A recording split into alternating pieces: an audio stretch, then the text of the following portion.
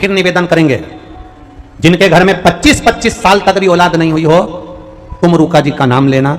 सफेद आंकड़े की जड़ पति पत्नी दोनों जाना, आंकड़े की जड़ पति पत्नी दोनों जाएं, रजस्वला धर्म के 7वें दिन उस जड़ को लाएं, शंकर जी के मंदिर में जाएं, तुम रूका जी का नाम लेकर उस जड़ को 21 बार बाबा पर से घुमाकर प्रार्थना कर कर मंदिर में ही देव अधिदेव महादेव के शिवलिंग का दर्शन करते हुए नारी अपनी कमर में लाल धागे में जड़ बांध ले और बाबा को 1 लोटा जल चढ़ाना रोज चालू करे, 1 बेलपत्री चढ़ाना चालू करे, बाबा से रोज प्रार्थना करे। कभी बेलपत्र सेवन करते बन जाए तो करो, नहीं तो जल चढ़ाकर आचमन करो और बाबा से प्रार्थना करना, बाबा सबको दिखा लिया, सबके सामने झोली फैला ली, ना जाने कहां कहां जाकर मैंने सिर झुका लिया, अब तेरे भरोसे पर हूं, कहीं नहीं जाऊंगी, अब गोदी में संतान देगा तो तू देगा, तेरे यहां से मिलेगा। और इस व्यासपीठ ने देखा, किसी के यहां 3, किसी के यहां 2, यही बाबा की कृपा है, उसकी करुणा। कोई के यहाँ 30 साल में, कोई के यहाँ 35 साल में, कोई के यहाँ 25 साल में, कोई के यहाँ 22 साल में इस व्यासपीठ ने देखा कि संतानों की प्राप्ति है। ये इतने पत्र ऐसे ही नहीं भेज देता कोई। इन पत्रों को कभी पढ़ना, इन पत्रों में आपके हृदय की बात और बाबा ने जो आपको दिया है ये सब इन पत्रों में लिखा पड़ा हुआ है, सब पत्रों, कोई ऐसे नहीं भेजता। और इतने इससे 4 गुना नीचे फंसे हैं इसमें, नीचे। एक विश्वास के साथ अब शिव का भजन करो, एक भरोसे के साथ मेरे महादेव का भजन करो। यह कथा गोस्वामी परिवार ने कराई है, श्री नवीन कुमार जी गोस्वामी जी ने कराई है। बाबा से प्रार्थना करना, बाबा इस पंडाल में आप स्वयं देवघर छोड़कर बैठे हो, आपसे निवेदन है बाबा हमारी झोली ऐसी भरना कि एक बार हम भी शिव पुराण की कथा करवाएं, ऐसी कृपा। धन देना पर ऐसा मत देना कि वो धन गलत जगह पर चले जाए, धन देना तो ऐसा देना कि सही जगह पर लग जाए। घर में आने वाला धन अगर घर का एक व्यक्ति भी सही जगह पर लगाता रहता है तो उस घर को बर्बाद कोई नहीं कर पाता है, चाहे कितने भी पापीड़े जीव उस घर में रह रहे हो तो भी बर्बाद नहीं हो पाते, क्योंकि एक सत्कर्म करने वाला उस घर के अंदर रह रहा है, एक भजन करने वाला, भक्ति में डूबने वाला रह रहा है।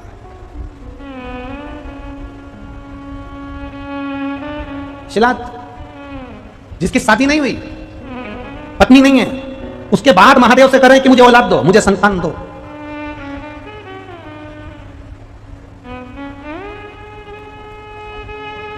अब जरा विचार करिएगा कि पत्नी नहीं है तो फिर औलाद क्यों मांगना।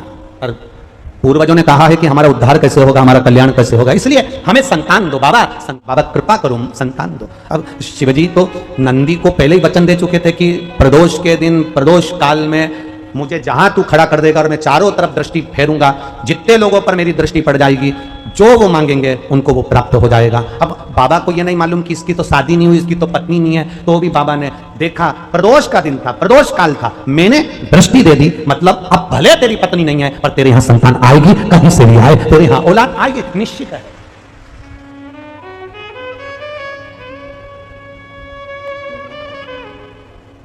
भगवान कृष्ण किनके पुत्र थे? बोलो जम के, देवकी और वो, बोलो जम के बोलो जरा, देवकी और वसुदेव जी के।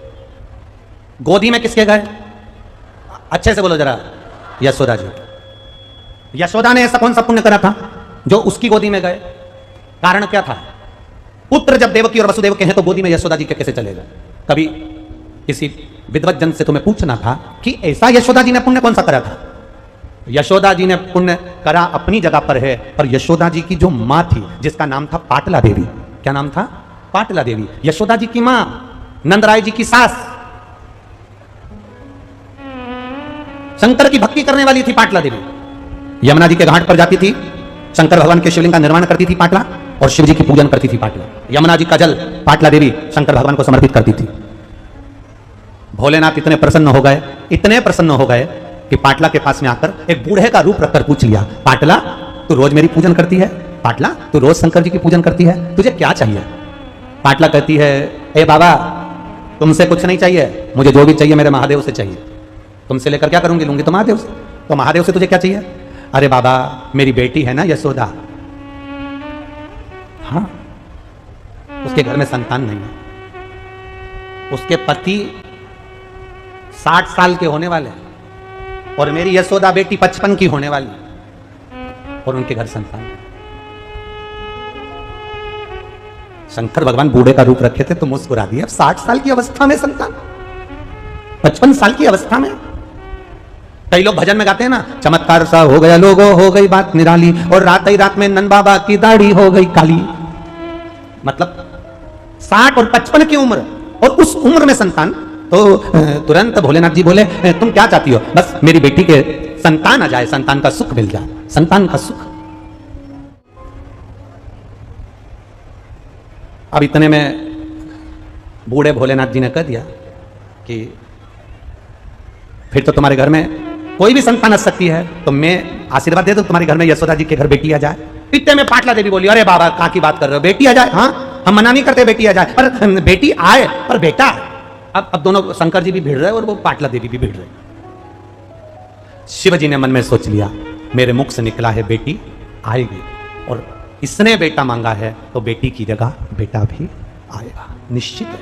शिव जी ने कह दिया, बूढ़े का रूप रखकर आए मेरे देवादिदेव महादेव ने कह दिया, तुम्हारी बेटी यशोदा को कह दो सावन के महीने में शंकर भगवान पर 1 लोटा जल चढ़ाना प्रारंभ करे, और सावन की जैसे ही पूर्णिमा आए उस पूर्णिमा पर संतों को भोजन कराए, उस भोजन में खीर और मालपुआ खिलाए, बस संतान आएगी। अब संत सारे के सारे नोते गए, नंद बाबा ने सबको भोजन करने बुलाया, भोजन करने बुलाया तो खीर मालपुआ बनाया, खीर मालपुआ बनाया तो नंद बाबा सबको मालपुआ परोस रहे थे। इतने में यशोदा जी अच्छा लंबा घूंघट करके, इतना इतना घूंघट कर यशोदा जी भी खीर की बाल्टी लेकर आ गई और संतों को खीर परोसने लगी। यशोदा जी के हाथ में चूड़े भरे हुए थे, पांव पैजनिया, पांव में बिछुड़ी, सिर में सुंदर फूल के गुच्छ, यशोदा का पल्लू ढका था, संतों ने चेहरा नहीं देखा। और संत भोजन करते करते इतने में संतों ने देखा नंद बाबा की तो बाल सफेद हैं, दाढ़ी सफेद हैं, ये नंद बाबा के छोरे की पत्नी दिख रही है, इसलिए इतना घूंघट करी है। तो सारे संतों ने कहा अपन ने इनके घर का खाया है, आशीर्वाद तो देना पड़ेगा। तो सारे संतों ने मिलकर एक साथ आशीर्वाद दे दिया, पुत्र भव।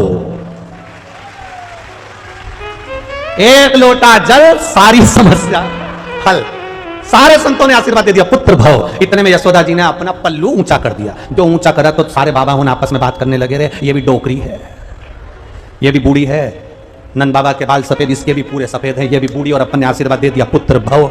इतने में दूसरा संत खीर खाते खाते बोल रहा था, अब लोग पहचाने तो नहीं कि कौन था। खीर खाते खाते बोला कि कोई बात नहीं, भोजन करते करते अपन ने आशीर्वाद दिया है और इसने 1 लोटा जल चढ़ाया है। अपन ने कहा पुत्र भव, तो बुढ़ापे में भी पुत्र आएगा, देगा तो महादेव देगा, कोई देगा तो महाकाल राजा देगा, शिव देगा, शंकर देगा। और हुआ, बेटी हुई, बेटा हो गया।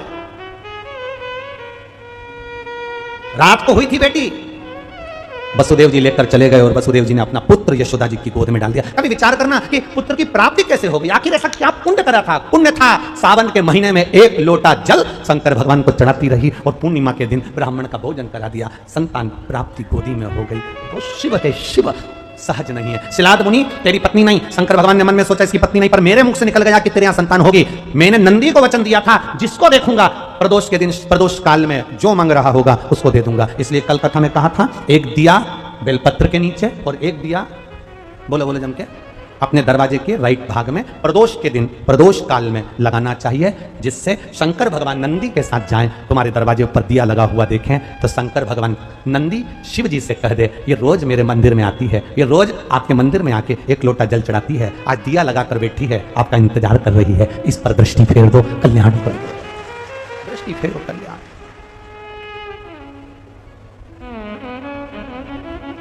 दिया लगाना मतलब प्रतीक्षा करना, दिया लगाना मतलब बाट जोना, दरवाजे पर दीप लगाना मतलब हम इंतजार कर रहे हैं बाबा का, हम बाबा का इंतजार।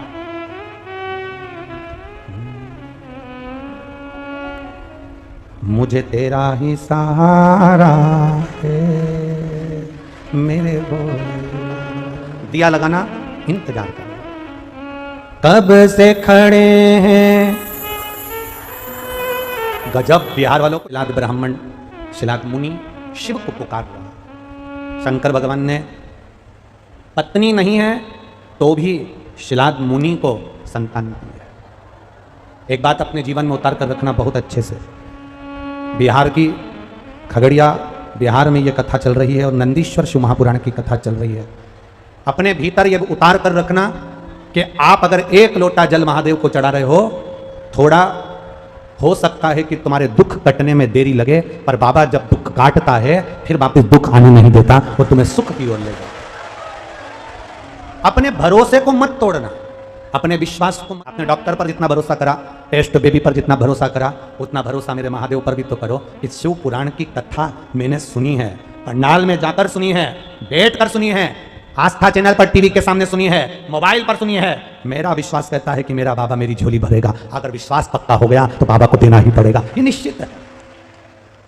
खाली न जाता कोई दर से तुम्हारे, खाली न जाता कोई दर से तुम्हारे, मैं भी खड़ा हूं नन्ही बाएं पसारे।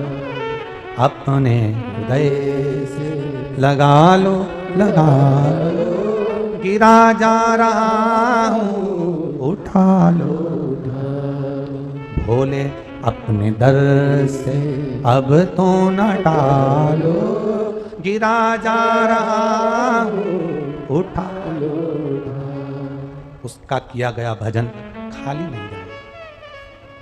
हम इस व्यासपीठ से कहना चाहेंगे, आपने अगर किसी को एक बोतल पानी पिलाया है ना, एक पानी का पाउच भी दिया है ना, अगर उसका मुंह एक बिस्कुट के पुड़े से भी झूठा कराया है ना, एक कॉपी में तारीख दिन समय लिख लेना और लिख भी लेना कि मैंने 20 रुपये का पानी पिलाया, 3 महीने इंतजार करना, वो 20 रुपया 1000 गुना होगा कि नहीं होगा, बताना जरूर। हम आज ये गोस्वामी परिवार कथा करवा रहा है, हम इनसे भी कहेंगे कि आपने जो कथा कराई, बाबा का जो भक्त आए आपके दरवाजे पर, खगड़िया नगर में इतने भक्त पहुँचे, उनके चरण पड़े, ये शंकर के भगत के चरण ऐसे ही नहीं जाएंगे।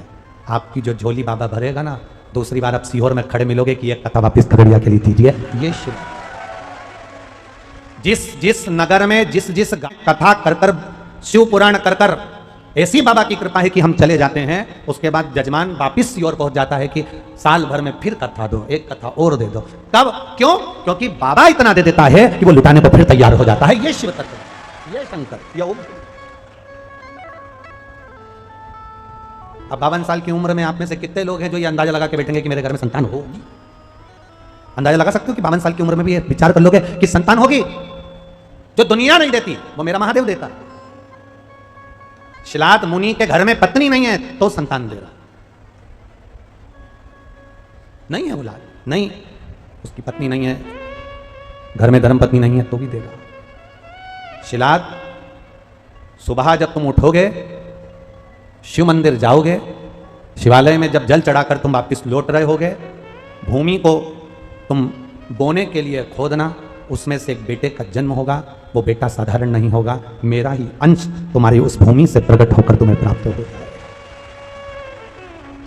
अब शिलाद मुनि के मन में एक प्रश्न खड़ा हो गया, शिलाद मुनि के मन में एक प्रश्न आ गया, महादेव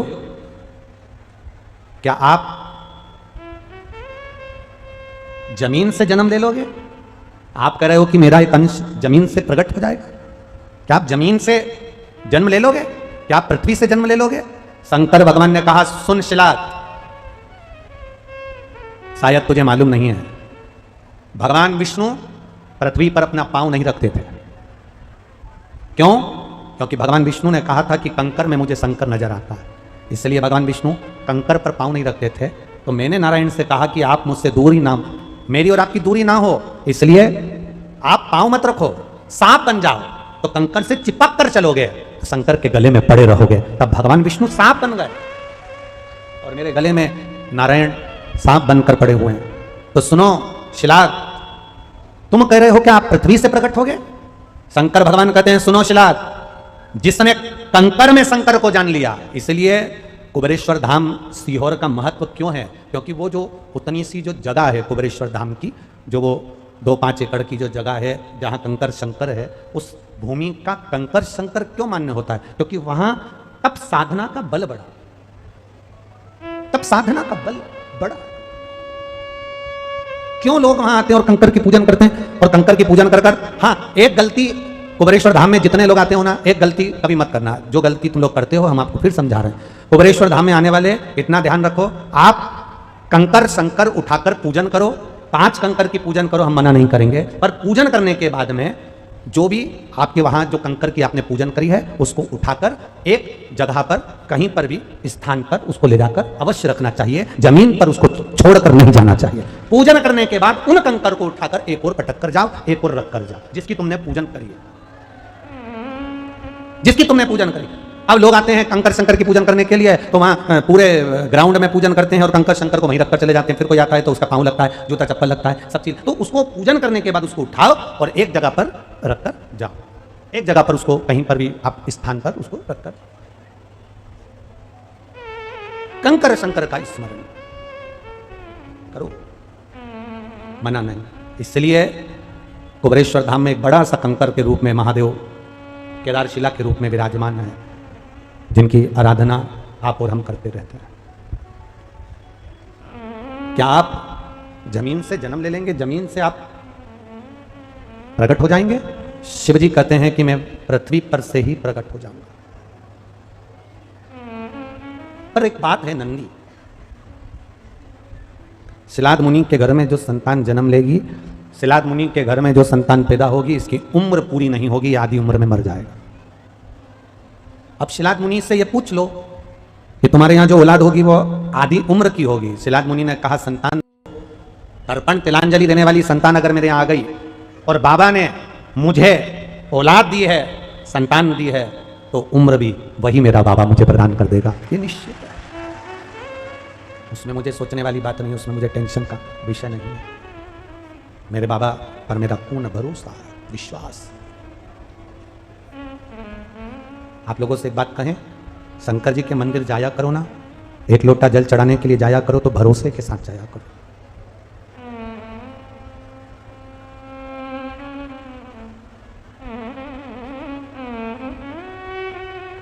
भोलेनाथ दया करना, मैं तेरे भरोसे, मेरे बाबा दया करना, मैं तेरे भरोसे, ना घर के भरोसे, ना परिवार के भरोसे। आप भी बोलो, ना घर के,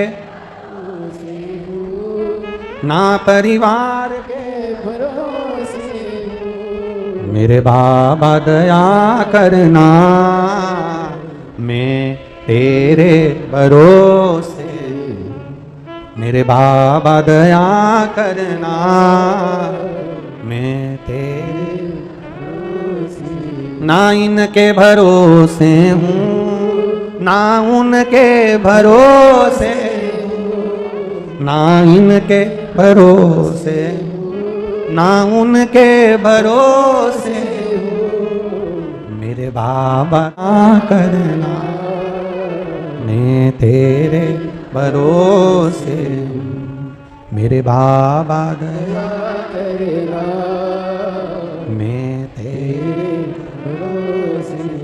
अब एक लोटा जल चढ़ाने के लिए जब जाएं, पूरे भरोसे के साथ जाना, पूरे विश्वास के साथ, पूरी दृढ़ता के साथ जाना। नौकरी की तैयारी कर रहे हो, खूब अच्छी पढ़ाई करना और बाबा के ऊपर जल चढ़ाने जाना। एग्जाम देने जाना, पूरी पढ़ाई कर कर लोटा भर के जल चढ़ाकर बाबा से कहकर जाना, तेरे भरोसे जा रहा हूं। 4 साल से तैयारी कर रहा था, नहीं हुआ।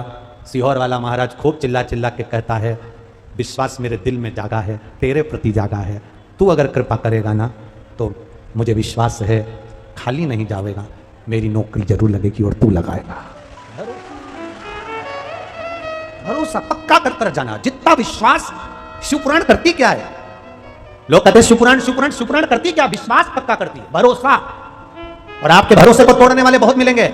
मंदिर मत जाओ, पानी मत चढ़ाओ, जल चढ़ाने से क्या होता है, धतूरा चढ़ाने से क्या होता है, ये करने से क्या होता है, वो करने से क्या होता है। सीहोर वाला महाराज तो पागला है, उसमें तो अकल ही नहीं है, हर कुछ कथा वाचता है, उसने तो वेद पुराण शास्त्र नहीं पढ़ा, उसमें तो अकल ही नहीं है।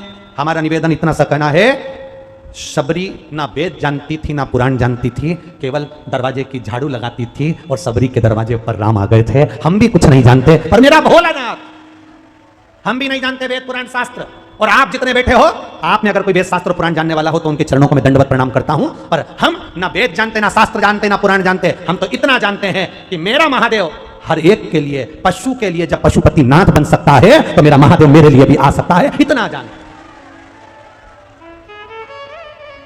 संसार में बहुत विद्वान विद्वान पंडित है, बहुत विद्वान विद्वान लोग बैठे हैं, एक से बढ़कर एक कथावाचक बैठे हैं, एक से बढ़कर एक वक्ता बैठे हैं। उनके चरणों को दंडवत प्रणाम करता हूं, उनके चरणों को नमन करता हूं। मैं जानता हूं आप वेद जाने, पुराण जाने, शास्त्र जाने, सब कुछ जानते हैं, पर हम नहीं जानते। और ये भोले भक्त भोले के ये भी नहीं जानते, ये तो भगवान की भक्ति में ना जाने कैसे डूबे हैं। और मेरा महादेव सीधा है, भोला है, इसलिए उसका भक्त भी भोला है और वो भोले के साथ जिंदगी भर रहता है। भोला है। हम नहीं जाने ना वेद ना पुराण ना शास्त्र, कुछ नहीं जानते। हम तो इतना जानते हैं बोल बम का नारा है। हम इतना जानते हैं कि बाबा एक सहारा, उसके सिवा कुछ नहीं जानते।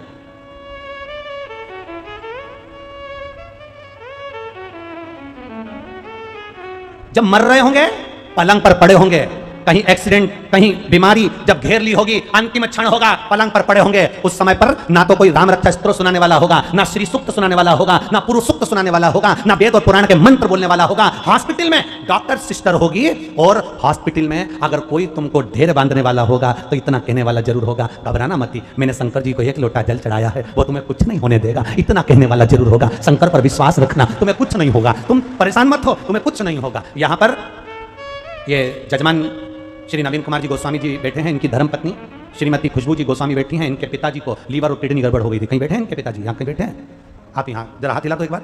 इनकी किडनी और लीवर खराब हो गए थे। डॉक्टर ने कह दिया था कि कुछ समय है इनके पास। डॉक्टर कह दिया इसका कोई इलाज नहीं, लीवर किडनी सब डैमेज, सब खराब। और इनकी धर्मपत्नी ने 1 लोटा जल का महत्व समझा और चढ़ाया और दिया। दूसरी बार जांच कराने के लिए गए तो लीवर और किडनी काम करना चालू कर दी। ये जजमान को कल इन्होंने बताया, हमको मिलने आए तो बताया कि गुरुजी ऐसा, ये शिव तत्व। बैठिए बाबूजी, बैठिए। शिव शंकर की कृपा इसी को कर। मृत्यु की घड़ी पर सैया पर पड़े हो गए, हॉस्पिटल में पड़े हो गए, तकलीफ में हो गए, कष्ट में हो गए, तब कोई मंत्र देने के लिए नहीं आएगा। तब एक मंत्र काम करेगा, श्री शिवाय नमस्तुभ्यम, नमः शिवाय, ओम नमः शिवाय, महामृत्युंजय मंत्र। या आपने जो कथा सुनी है आप दूसरे को समझा सकते हो। घबराना मती। क्या हो गया इसको? ये बीमारी हो गई, जल्दी जा 1 लोटा पानी शंकर जी को चढ़ाया। सबसे अच्छा उपाय, 1 लोटा पानी चढ़ा, जल्दी से पानी झेल के ला, इसके शरीर पे लगा, इसको थोड़ा सा दे दे, मेरे को विश्वास है इसको कुछ नहीं होगा, ये ठीक होकर आएगा और पूरा अच्छा होकर आएगा। ये शिव तत्व है। हम नहीं जानते वेद क्या है, पुराण क्या है, शास्त्र क्या है, तुम भी नहीं जानते। जितने बैठे हो आप में से कजन कितने होंगे ऐसे जो नहीं जानते, बस इतना जानते हैं कि मेरा बाबा मेरे साथ में है, बोल बम का नारा है, बाबा एक सहारा है, उसके सहारे जी रहा है, उसके बल पर जी रहा है, उसके शरणागति में जी रहा है।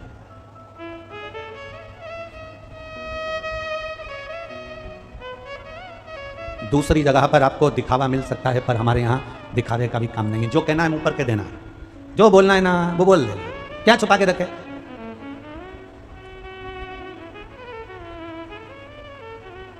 अब उसमें छुपाने वाली बात कौन सी है? क्या छुपाएं तुमसे?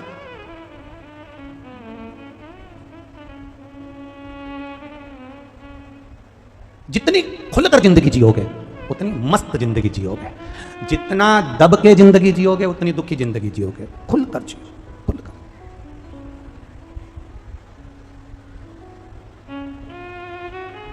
टीवी देखने बैठते हो, रिमोट अपने पास रखते हो कि बहू के हाथ में देते हो?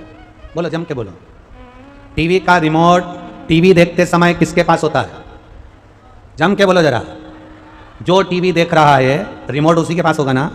अगर वो रिमोट घर के बच्चे छुड़ा ले, बहू छुड़ा ले, बेटा छुड़ा ले और उसने उसकी मर्जी का लगा दिया, उसने रिमोट हाथ में ले लिया, तो तुम अपना नाटक देख पाओगी क्या? तुम कथा देख पाओगी क्या? नहीं। उसने रिमोट अपने पास में लिया, उसकी मर्जी होगी वो चलाएगा। याद रखना, टीवी का रिमोट अपने हाथ में रखते हो, जो तुम्हें अच्छा लगता है तुम वो देखते हो। उसी तरह अपने मन का रिमोट भी अपने पास रखना। कई लोग कहते हैं उसने ऐसा कह दिया, मतलब तुम्हारा रिमोट उसके पास में है।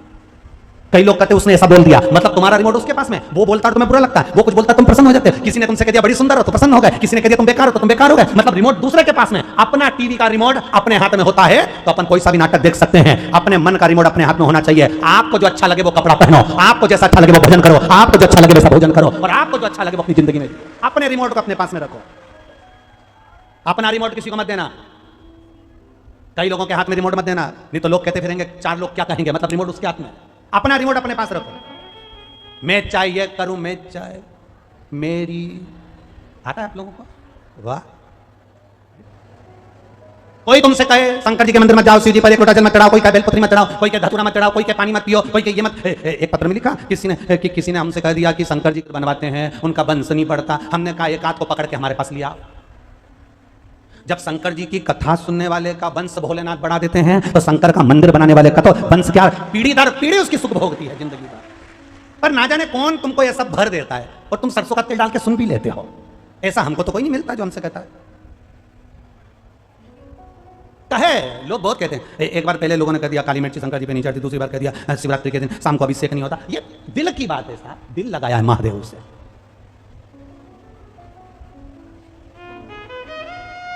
अच्छा एक बात और अच्छे से पूछ लें आपसे, अरे बोलो तो, बुरा तो नहीं लगेगा? बतो जिससे प्यार करो, जिससे स्नेह करो, जिससे प्रेम करो, उससे क्या रविवार को ही बात करना चाहिए या 8:30 बजे बात करना चाहिए या सवेरे 9 बजे बात करना चाहिए? जिससे प्रेम होता है, जिससे प्यार होता है, जब दिल करे तब मोबाइल लगा लो तो उठा ही लेगा। और सीहोर वाले महाराज ने भोलेनाथ से प्यार किया है, इसलिए जब पुकारता है मेरा शंभू मोबाइल उठा ही लेता है। शिव तत्व है। आप भी उससे प्रेम करो, उससे स्नेह करो। प्रेम वही तुमने कॉल करा और उसने उठा लिया, तुम्हें हिचकी आई और उसे याद आ गई। प्रेम वही तुमने उसको याद किया और महादेव ने तुरंत सुन लिया। समझ लेना कि ये प्रेम पक्का है, ये स्नेह पक्का है। अब कोई कहे कि शंकर जी की पूजन तो सोमवार करना चाहिए, तुम्हारा प्यार नकली है, तुम्हारा प्रेम नकली है। कोई कहे कि शंकर जी की पूजन केवल सोमवार को करो, कोई कहे हनुमान जी के मंदिर केवल मंगलवार को जाओ, कोई कहे कि बुधवार के दिन गणेश जी के मंदिर जाओ, कोई कहे शनिवार के दिन हनुमान जी के मंदिर जाओ। तो मतलब तुम्हारा प्रेम नकली है। सीधी बात है, नकली तुम्हारा प्रेम। प्यार प्रेम किसको कहते हैं? जिससे स्नेह रहता है, उसको देखे बिना 1 मिनट नहीं अच्छा लगे तो 1 दिन हफ्ते में कैसे छोड़ दूं? स्नेह जिससे प्रेम करा, उसको 1 दिन नहीं देखो तो अच्छा लगता है। अरे वो दिखा ही नहीं, अरे वो दिख ही नहीं, अरे वो दिखा ही नहीं। प्रेम वो दिख नहीं रहा, वो दिख नहीं रही, ये प्रेम है। उसी तरह जो महादेव से प्रेम करता है, 1 दिन मंदिर नहीं जा पाता तो अंदर से तड़पता है, मिला क्यों नहीं, आज गई क्यों नहीं, 1 लोटा जल क्यों ना चढ़ाया। आज शिव कथा जिसका प्रेम है वो 2 बजे के पहले टीवी खोल कर बैठ जाता है। अब आने वाले हैं, कथा आने वाली है, कथा आने वाली है। इतनी देर में वो आशीष आ जाए, फिर के नंदी आ गया, अभी थोड़ी में कथा आएगी, थोड़ी कथा। लगन तुमसे लगा बैठे जो होगा, वो तुम्हें अपना बना बैठे जो होगा, देखा जाए। बस उससे प्रीत जुड़ गई है, प्रीत जुड़, और प्रीत साधारण नहीं होती है, प्रीत प्रीत। और बाबा से बस केवल इतना जरूर करना, हे प्रभु जब छोड़ चलूं इस दुनिया को, होठों पे नाम तुम्हारा। जब छोड़ चलूं इस दुनिया को, होठों पे नाम तुम्हारा। चाहे नरक मिले चाहे। अच्छा बिहार वालों तुम्हें भजन तो बहुत अच्छे आते रहे। चाहे नरक मिले चाहे मेरे दिल में बास तुम्हारा।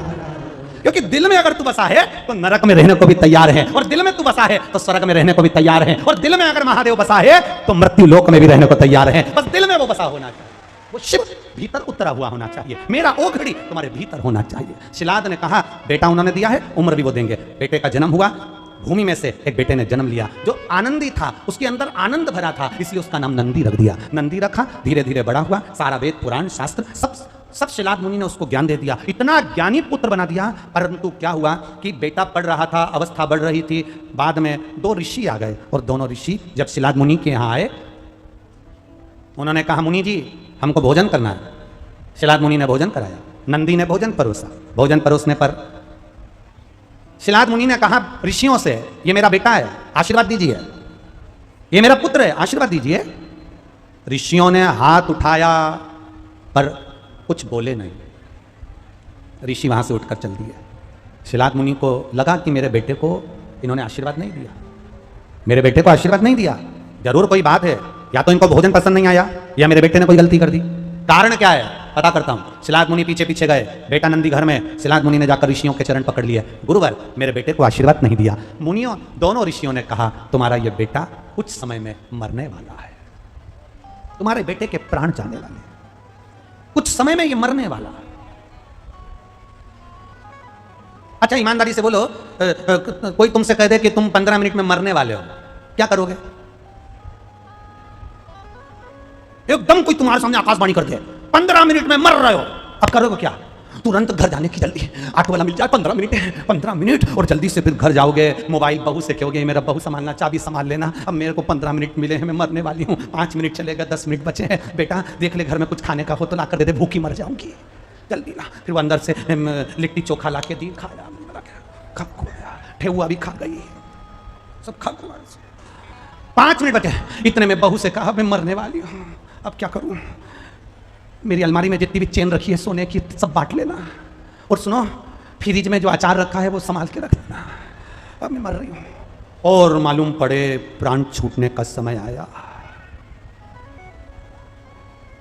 5 मिनट ज्यादा हो गई, मरी। तुरंत बोली भगवान ने बचा लिया। मर रही थी तो भगवान का नाम नहीं लिया, स्मरण नहीं किया, कीर्तन नहीं किया, मंत्र जाप नहीं किया, नाम जाप नहीं किया। लोग कहते हैं अंतिम समय में भगवान का नाम लेंगे, शिव महापुराण की कथा कहती है अंतिम समय में भगवान का नाम निकल जाए बहुत बड़ी बात है। अंतिम समय में भगवान का नाम निकल जाए बहुत बड़ी बात है। कहां रह रहे हो अंदाजा लगाइएगा, भजन करना सरल नहीं है। अमेरिका में लाइट जाती है, अमेरिका में लाइट जाती है तो अमेरिका वाले विद्युत विभाग को फोन लगाते हैं। किसको फोन लगाते हैं, जम के बोलो जरा, विद्युत विभाग को फोन लगाते हैं कि मैं यहां की लाइट चली गई।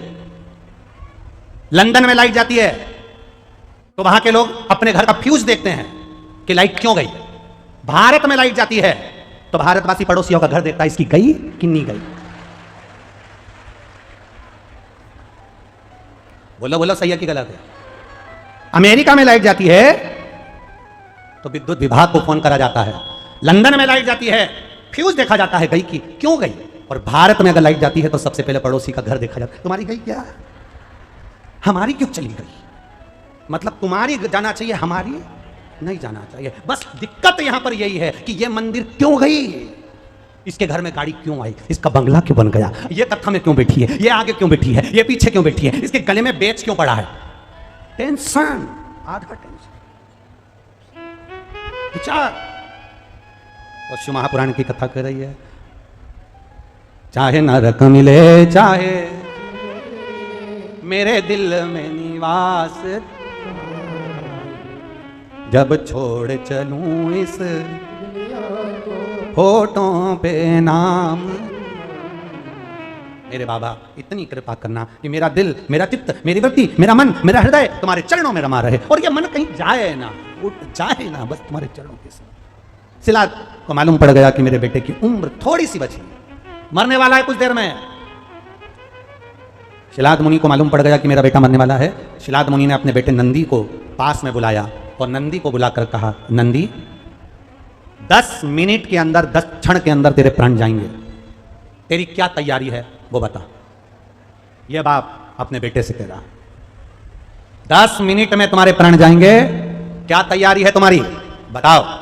कोई तुमसे कह दे कि 10 मिनट बाद तुम्हारे प्राण छूटेंगे, तुम्हारी तैयारी क्या है। नंदी ने कह दिया, मेरी एक ही तैयारी है, जब 10 मिनट मेरे पास में है तो मैं शंकर के शिवलिंग के सामने बैठूंगा, शंकर के शिवलिंग को स्पर्श करूंगा, उसका नाम जपूंगा, बस ये मेरी तैयारी है, फिर वो जाने और उसका काम जाने।